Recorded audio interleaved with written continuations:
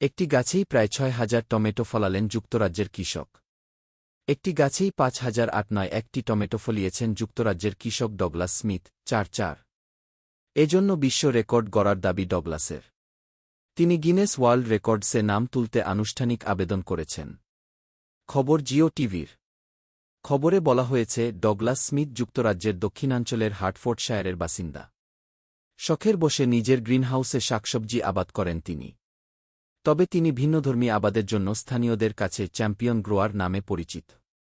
Douglas Smith এবার নিজের বাগানের একটি গাছে বিভিন্ন আকারের ৫,০০৮ টমেটো ফলিয়ে শোরগোল ফেলে দিয়েছেন।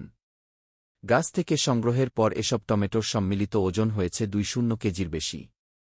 এসব টমেটো সংগ্রহ করতে প্রায় ২.৫ ঘণ্টা সময় লেগেছে তার।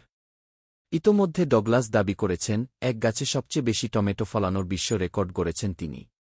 গিনেস কর্তৃপক্ষ তাদের ওয়েবসাইটে জানিয়েছে, এক গাছে সবচেয়ে বেশি টমেটো ফলানোর বিশ্ব রেকর্ড সুরজিত সিং কেইথের দখলে।